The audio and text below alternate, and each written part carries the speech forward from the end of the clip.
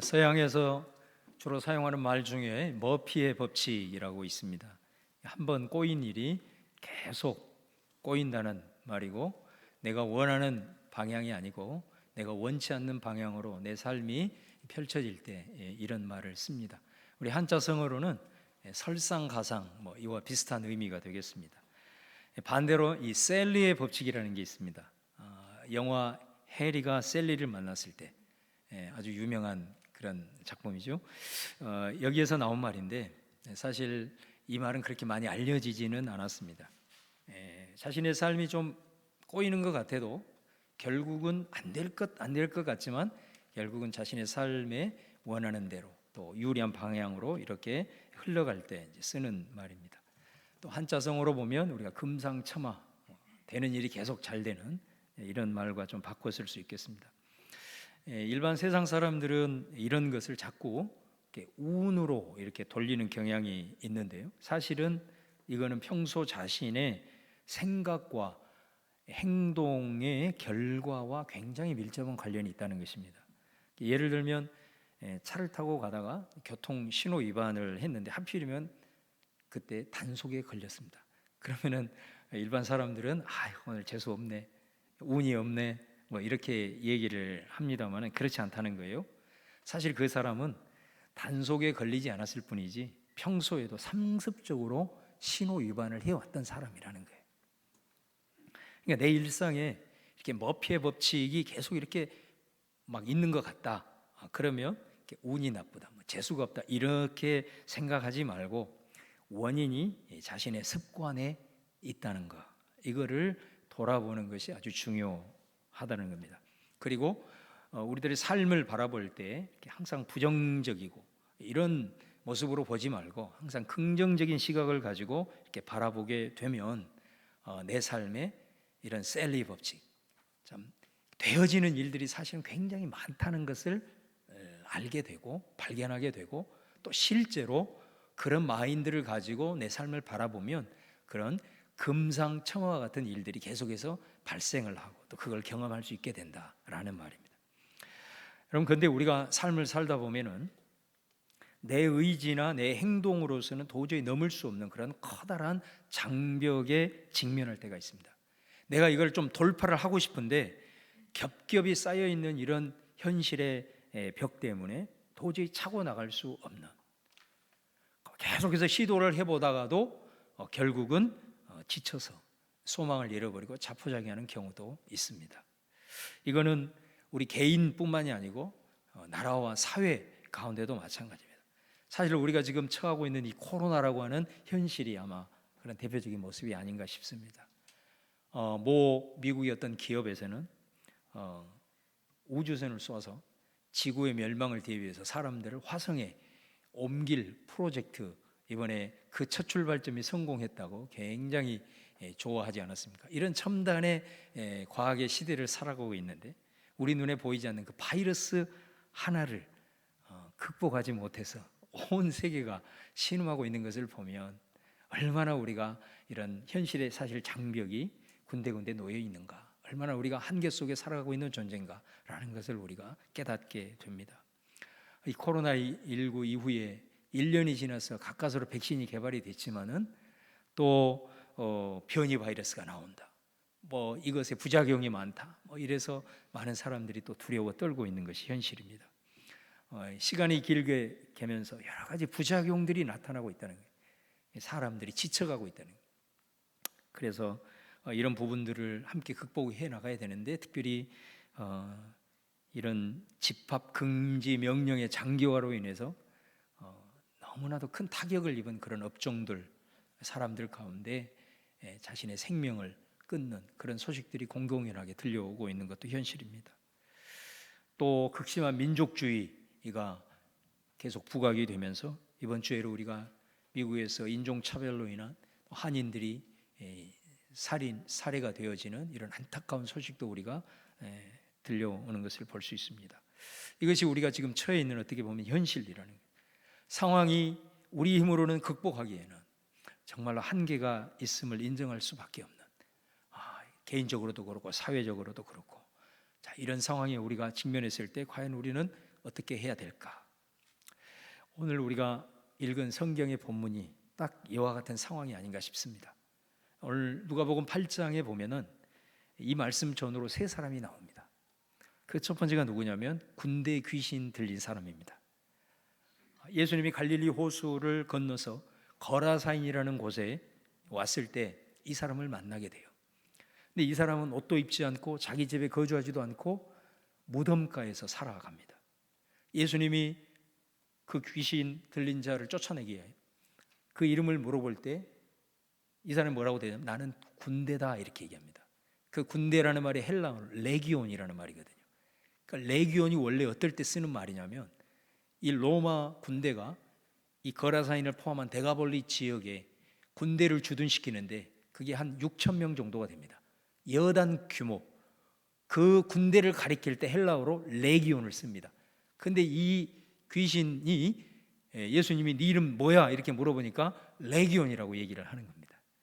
그러니까 이 사람에게는 우리 흔히 쓰는 표현으로 군대 귀신이 들렸는데 귀신이 6천 마리가 붙어가지고 그 영혼을 묶고 있다라는 거예요. 우리가 어떤 상황을 돌파할 때 나를 둘러싸고 있는 이 10명도 돌파하기 힘든데 6천 명이나 되는 사람이 겹겹이로 나를 둘러싸고 있다면 아마 시도하기 전에 그 사람은 절망 가운데 낙심하고 포기하고 말 것입니다. 정말로 6천 명이나 되는 이 귀신에 둘러싸여 묶여 있었을 때 그 영혼이 인격까지도 완전히 조종당하는 이런 절망적인 상황이었다는 거죠. 또 한 사람이 누구냐면 회당장 야이로라는 사람입니다. 이 사람은 유대 사회에서 존경을 받은 아주 권위 있는 사람입니다. 자기가 맘만 먹으면 무엇이든지 할 수 있는 그런 위치의 사람입니다. 그런데 이 사람에게는 하나밖에 없는 12살의 딸이 죽어가고 있습니다. 그 죽어가는 현실 앞에서 자기가 돈이 있으면 뭐합니까? 아무 쓸모가 없는 거예요. 자기가 무슨 권세가 있다고 해서 그게 무슨 의미가 있습니까? 자기가 아파줄 수도 없고 대신 죽어줄 수도 없고 그 죽음을 받아들이면서 점점 시체가 되어져가는 딸의 모습을 보고 있는 절망 그 자체의 야이로라는 사람을 우리는 발견할 수 있습니다. 또 한 사람이 나옵니다. 바로 혈루증을 앓고 있는 여인입니다. 여러분, 이 여인은 계속해서 피가 흐르는 병이기 때문에 레위기 말씀에도 보면 부정한 자로 율법에 낙인을 찍어놨습니다. 그렇기 때문에 모든 사람들이 멀리합니다. 부정타기 때문에. 그래서 관계도 끊어지고 버림받은 존재처럼 소외 가운데 살아가고 있는 여인입니다. 이 병이 하루 이틀이 아니고 1년 2년이 아니고 무려 12년 동안 이 병을 앓고 있습니다.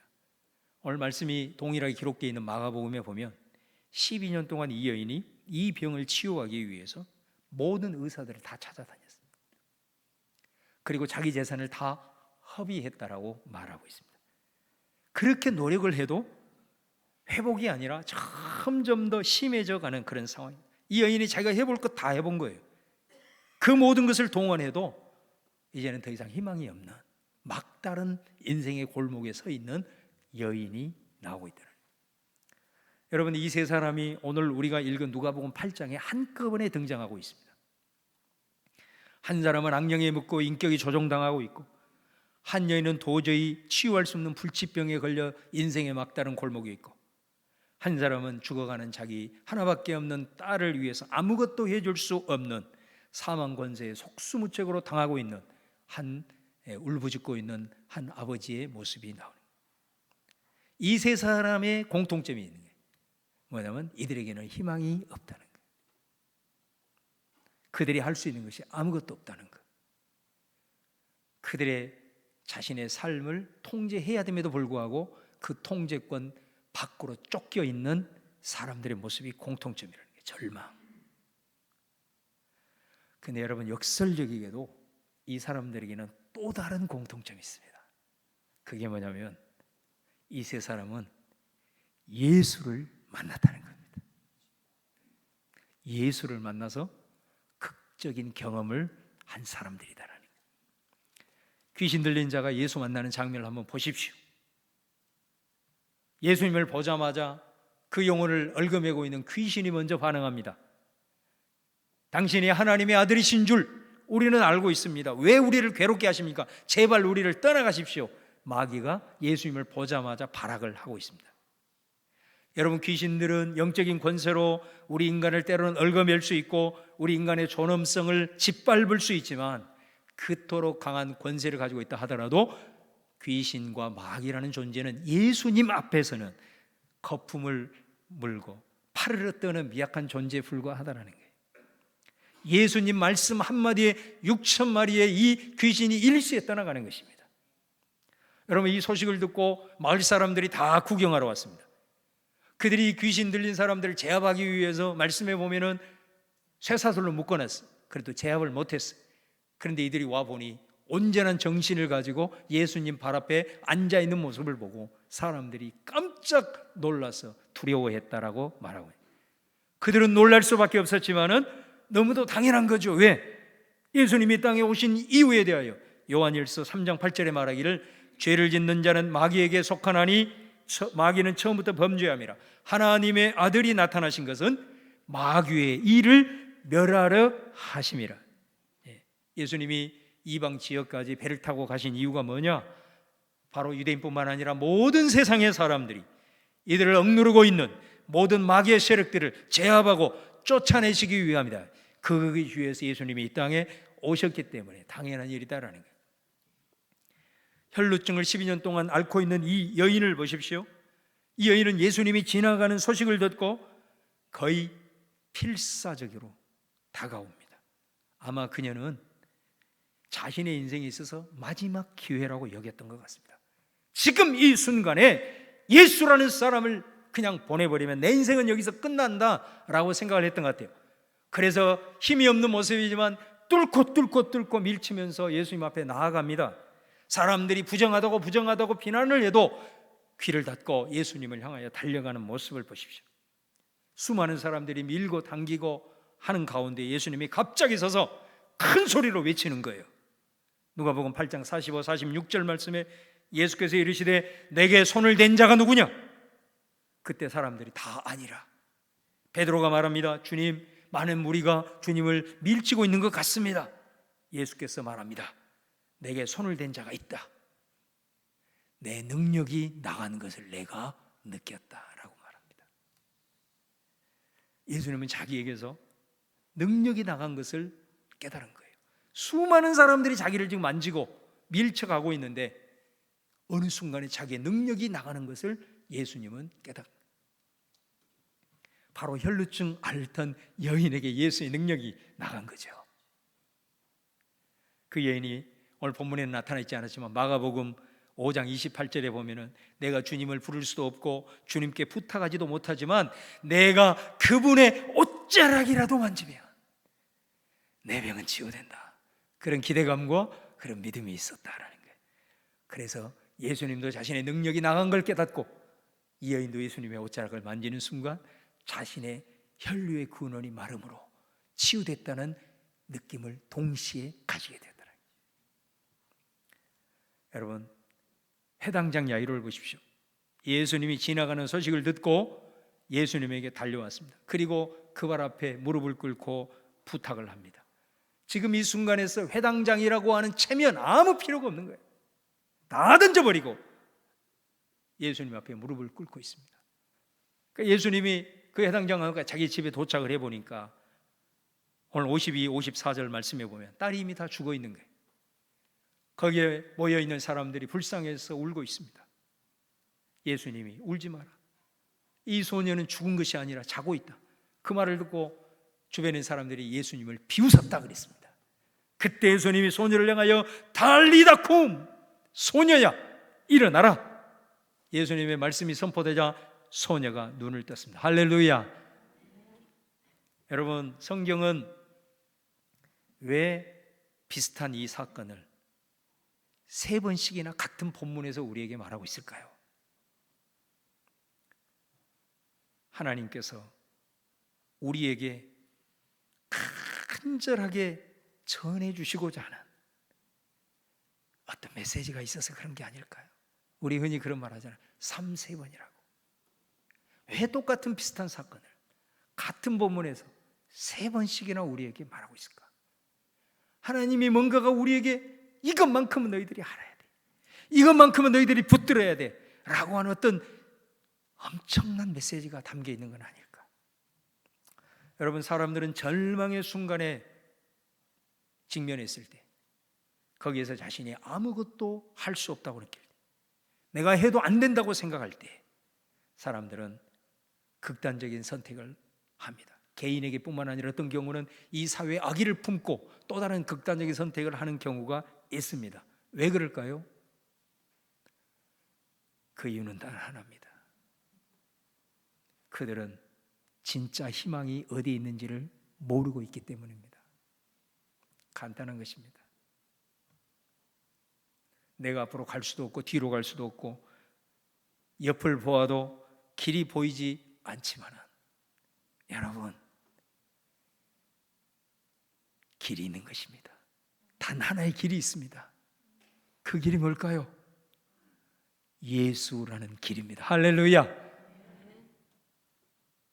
그 길을 보는 자는 역사가 일어나는 것입니다. 우리 예수님께서 요한복음 14장 6절에 예수께서 이르시되 내가 곧 길이요 진리요 생명이니 나로 말미암지 않고는 아버지께로 올 자가 없느니라. 절망의 순간에서 그 길을 보지 못한 자는 절망 가운데 영혼이 흘러버리지만, 그 가운데 놓여있는 예수라는 길을 보는 자는 인생이 역전되는 것입니다. 여러분, 그걸 말씀하고 있는 거죠. 여러분, 예수님이 이 땅에 오신 이유가 뭡니까? 성경은 우리를 구원하기 위함이다. 구원이라는 말은 건져낸다는 겁니다. 우리를 죽음 가운데 건져내고, 마귀 가운데 우리를 건져내고, 우리를 율법 가운데 건져내고, 우리를 죄 가운데 건져내고, 그 다음에 어떻게 해요? 건져내서 예수 안에 있는 생명을 우리 가운데 주기 위해서 오신 것입니다. 우리를 건져서 그 예수 안에 있는 생명을 우리 안에 주기 위해서 오신 것입니다. 생명이 뭡니까 여러분? 살아나는 거죠. 살아나는 거. 그래서 예수에게서 길을 찾고 예수를 만나는 자는 죽음의 권세가 떠나가는 겁니다. 예수를 만나서 예수의 생명이 내 안에 들어오는 자는 회복과 치유의 역사가 일어나는 거고, 모든 우리를 어둠 가운데 몰아가고 있는 어둠의 권세들, 귀신들이 우리 가운데 들어올 틈이 없게 만들어버린 겁니다. 이게 생명의 역사인 거죠. 여러분도 삶을 살아가면서 이 세 사람처럼 혹시 이런 절망을 경험해 보셨나요? 아니면 지금 그런 상황에 처해 계신가요? 내가 아무것도 할 수 있는 것이 없다라고 혹시 느끼고 계시는가요? 여러분, 그 순간이 예수 만날 수 있는 기회입니다. 예수 만나면 생명의 역사가 나타납니다. 문제는 뭐냐? 그 예수를 만나고자 하는 마음이 없다는 겁니다. 이게 유일한 문제입니다. 여러분, 12년 동안 고생하다가 절망의 나라 가운데 서 있는 이 여인이 부정한 몸을 이끌고 예수께 달려왔습니다. 힘이 없었지만 밀고 밀치면서 부정하다고 비난을 받았지만 소용없어요. 왜? 지금 내 생사가 여기에 달려있기 때문에. 과연 우리에게 그러한 이 여인과 같은 주님을 만나고자 하는 간절함이 있냐 이거예요. 회당장 야이로는 자신의 체면 다 던져버리죠. 예수 앞에 무릎을 꿇습니다. 왜? 여기에 내 아이의 생사가 달려있기 때문에. 우리에게 이러한 몸부림이, 예수 만나고자 하는 몸부림이 우리 안에 있냐라는 것입니다. 예수 만나면 된다. 오늘 하나님께서 3-4번 말씀하십니다. 우리에게 유일한 문제는 뭐냐? 예수 앞에 나오려는 간절함과 몸부림이 없다는 거예요. 말로는 내가 죽게 생겼다고, 망하게 되었다고, 나는 끝장이라고 하면서도 기도하지 않습니다. 금식하지 않습니다. 작정하고 주님 앞에 나오지 않습니다. 왜 그럴까요? 아직 살만한 것입니다. 만약에 그것이 아니라면 예수도 별 수 없다라고 생각하는 불신 때문일 수 있습니다. 여러분, 저와 여러분 어떤 사람들입니까? 우리는 예수를 알지 못하는 사람 가운데 이렇게 절망의 순간에 내가 정말로 죽어야 하나? 내가 인생 포기해야 하나? 이런 사람들에게 예수에게 길이 있다고, 그분을 마지막으로 신뢰해보라고 말해야 하는 사람들이 저와 여러분 아닙니까? 왜요? 저들은 예수가 길이라는 걸 모르기 때문에. 우리는 알잖아요. 그렇기 때문에 잡아 끌어서라도 예수의 길을 보여주는 사람들이 저와 여러분이라는 거죠. 그것이 절망으로부터 살리는 유일한 길이라는 걸 우리는 알고 있기 때문에. 그런데 여러분, 우리 자신을 돌아보시오. 내가 과연 그러기는커녕 내가 그런 상황에 내몰렸을 때에 나 역시도 주님 앞에 나오려고 하는 몸부림이 없다라는 거예요. 나 역시도 주님 앞에 나오려고 하는 간절함이 내 안에 없다라는 거예요. 코로나로 인하여서 모든 사람이 다 아우성을 치고 있는 상황에서 우리 성도들은 그 세상의 아우성보다 더 큰 아우성을 주님께 쳐야 되는 것이 우리들의 모습 아니냐라는 겁니다. 그런데 이런 상황 속에서도 어떻게 하면 신앙생활을 편하게 해볼까? 혹시 그런 생각을 우리 가운데 하고 있지는 않은지. 여러분, 내 인생에 이 절망의 순간이 축복인 이유는요, 그 순간이 예수님을 가장 진실하게 만날 때인 것입니다. 바로 그 순간이 예수님을 가장 정직하게 만날 수 있는 기회이기 때문에 그렇습니다. 그래서 예수 만나야 되는 거고요, 예수로 인하여 생명을 얻어야 되는 것입니다.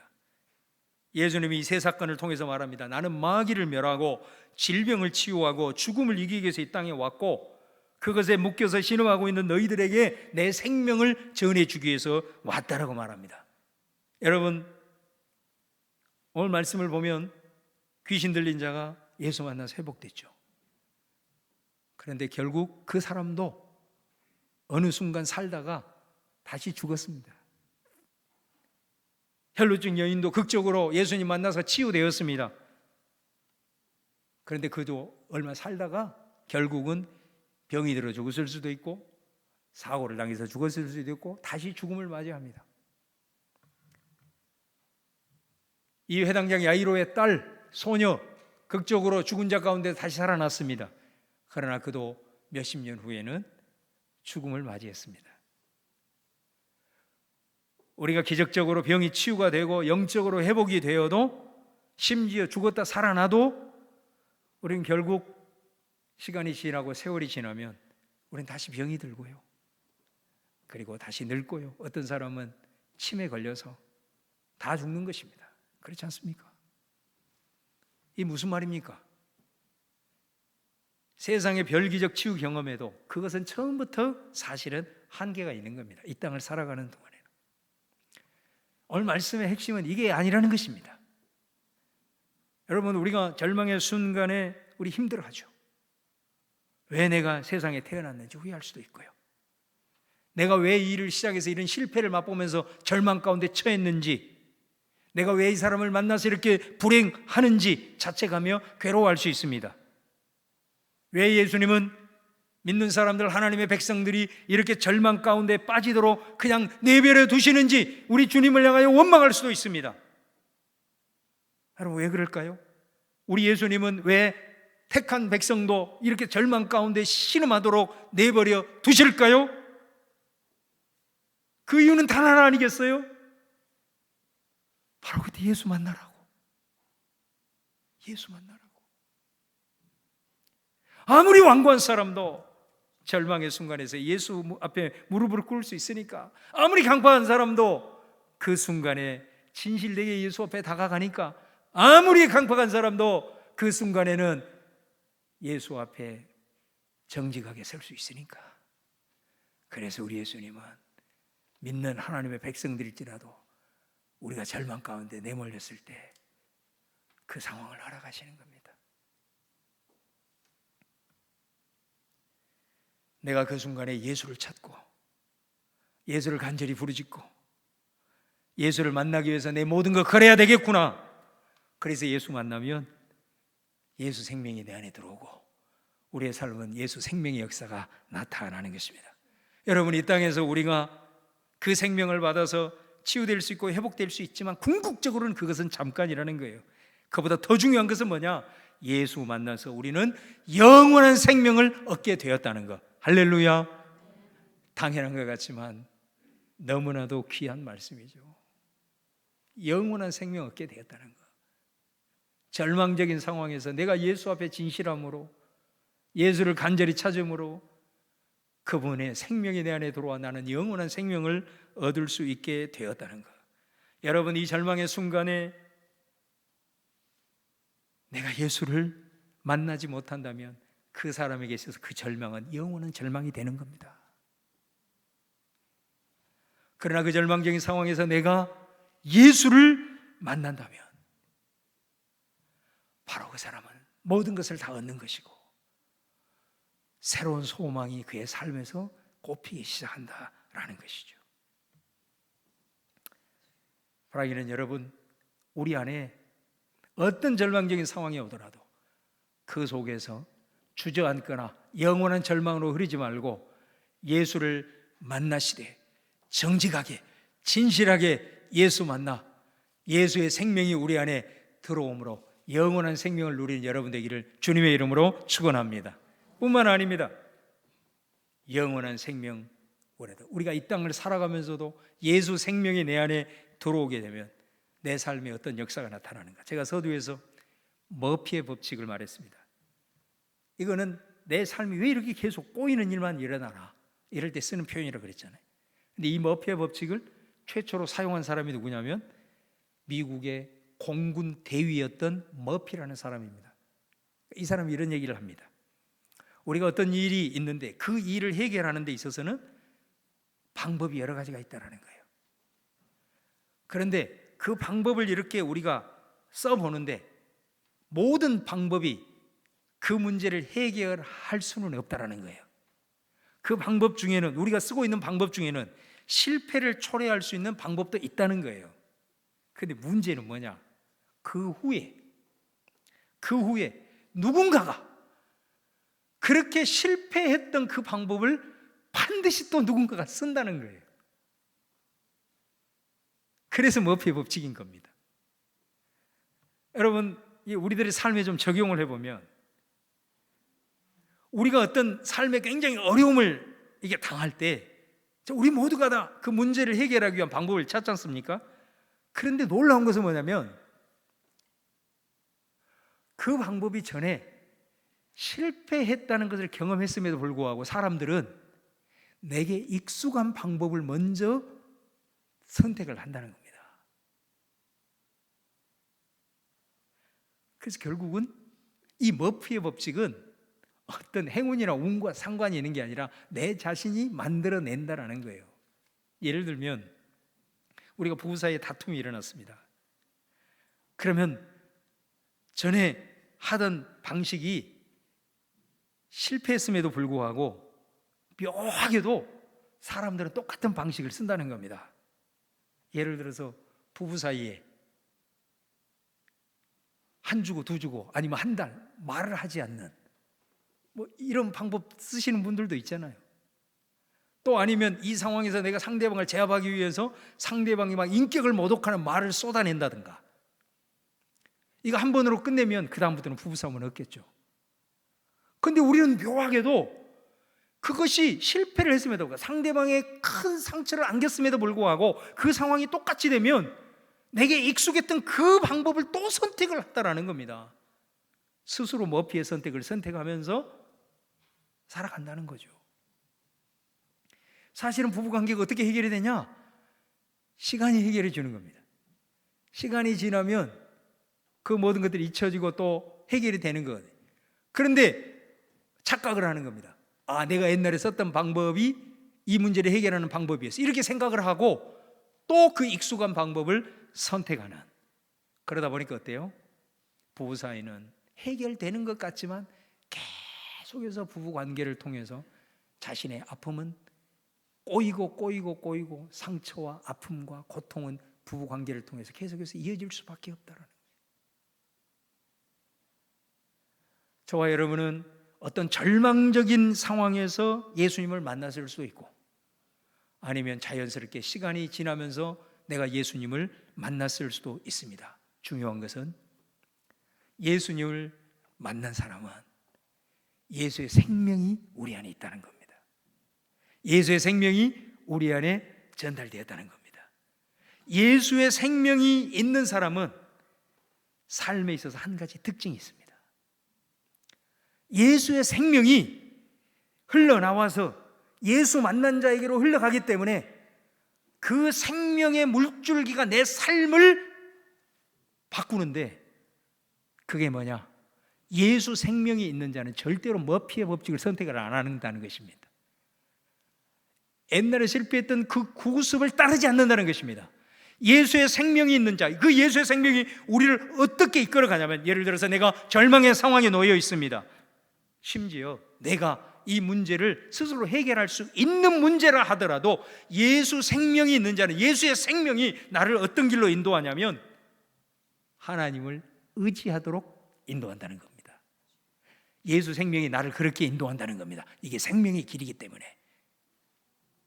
다시 말하면 오늘 이 야이로처럼, 오늘 이 혈루증 12년 앓는 여인처럼 그 절망의 순간에서 예수 앞에 나오도록 우리를 몸부림치게 만들고 우리에게 간절함을 가지고 그 예수 앞에 달려올 수 있도록 내 안에 있는 예수 생명이 그 생명의 길로 나를 인도해 간다라는 것입니다. 이것이 생명 아닙니까, 여러분? 하나님께서 인간을 창조하시고 우리를 하나님의 형상으로 지으시고, 너희는 피조물이므로 조물주 대신 하나님을 의지할 때만이 네 인생에 있어서 진정한 행복은 그 안에서만 누릴 수 있다라는 것, 이것 회복시키기 위해서 예수가 이 땅에 오셔서 우리에게 생명 주신 거 아닙니까? 여러분, 예수 만남으로 생명이 우리에게 주어졌습니다. 영원한 생명 우리 얻었습니다. 이 땅을 살아가면서도 여러분 가운데 때로는 직면하게 되는 이 절망의 상황에서 예수 생명이 그 생명의 물줄기로 여러분 인도해 가시기를 바랍니다. 하나님 의지하십시오. 문제는 뭐냐? 주님을 찾지 않는 간절함이 없는 것이 문제입니다.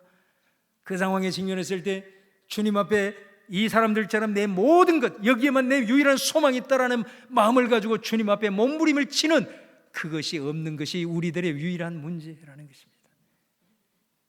예수 생명이 일어나 우리의 삶의 머피의 법칙이 끊어지고 정말로 주님의 생명을 누리면서 생명의 역사, 내 삶에서 죽어가는 것이 아니라 살아나는 그 놀라운 하나님의 역사를 체험하심으로 절망 가운데서도 우리들의 삶을 얼마든지 역전하실 수 있는 그 하나님을 경험하면서 체험하면서 하나님께 영광 올려드리는 우리 성도들 되시기를 주님의 이름으로 축원합니다. 오늘 우리 이 찬양 우리 함께 고백할 수 있기를 바라겠습니다. 역전되리라. 오늘 이 찬양 우리 함께 부르면서 오늘 주신 말씀 우리 함께 의탁하면서 고백하며 나아가도록 하겠습니다. 이제 역전되리라.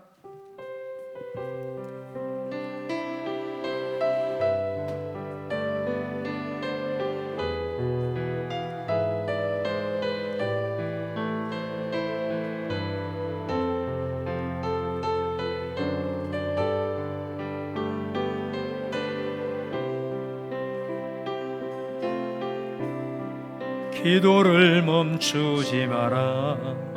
눈앞의 상황이 마음을 눌러도 원망치 마라. 너의 입을 지켜라. 저들은 너의 입을 보고 있다. 마음을 뺏기지 마라. 내가 널 도우지 않는단 소리에 너의 모든 게 불리해도 너는 기도를 계속해라. 너 너 기도를 멈추지 마라. 내가 너의 그 모든 상황을 바로 역전시키리니 너 기도를 멈추지 마라. 내가 잠시도 쉬지 않고 모든 걸 지켜보고 있으니 너 기도를 멈추지 마라. 내가 너의 그 모든 상황을 바로 역전시키리니 너 기도를 멈추지 마라. 내가 잠시도 쉬지 않고 모든 걸 지켜보고 있으니 바로 역전되리라. 이제 역전되리라. 이제 역전되리라. 할렐루야. 저들의 힘이 너를 압도해도, 저들의 힘이 내 숨을 조여도 너는 보리라 기도의 능력을 내가 역전시키리라. 오늘 우리에게 생명을 주신 예수 그리스도의 그 생명의 물줄기가 여러분의 평소의 삶에 절망의 상황 가운데 있는 우리 가운데 흘러들어가 생명의 꽃을 피우고 열매를 맺는 살아나는 그런 은혜와 역사들을 마음껏 누리며 체험하는 우리 성도들 다 되시기를 주님의 이름으로 축원합니다. 아버지 하나님, 오늘 말씀을 통해서 3번에 걸쳐 우리에게 말씀하시는 하나님의 간절한 음성 듣기를 원합니다. 넘을 수 없는 현실의 장벽과 절망의 순간이 언제 어디에서 올지 모르는 우리의 인생이지만은 그 순간에 길을 열어놓으시고 기다리시는 예수 만나게 하여 주옵소서. 예수 진실하게 만나게 하여 주옵소서. 정직하게 예수 만나게 하여 주시옵소서. 이 땅에서 회복과 치유를 넘어서 영원한 생명을 얻게 하여 주시고, 이 땅을 살아가면서도 예수 생명으로 충만하여 절망 속에서도 어떤 상황에서도 하나님을 향한 혈루증 여인의 몸부림, 해당장 야이로의 간절함이 내 안에 날마다 있게 하여 주시옵소서. 역전의 하나님을 경험하는 하나님의 사람들 되게 하여 주시옵소서. 아버지 하나님, 간절히 원합니다. 오늘 이 자리에 앉아있는 살아가는 성도들, 그런 상황 가운데, 절망 가운데 힘이 없이 지쳐 쓰러져 있는 영혼들이 있다면 오늘 말씀을 나의 말씀으로 약속으로 취하여 간증하는 역사가 있을지어다. 예수 그리스도의 놀라우신 은혜가 오늘 기도하며 말씀 우리 살아가는 성도들 가운데 있기를 바라면서, 지금은 우리 구주 예수 그리스도의 은혜와 아버지 하나님의 사랑과 성령의 교통하심이 전심으로 주를 예배하며 하나님의 주의 말씀을 약속으로 취하며 믿음으로 선포하며 나가는 우리 모든 성도들 가운데 항상 함께 계시기를 간절히 축원하옵나이다. 아멘.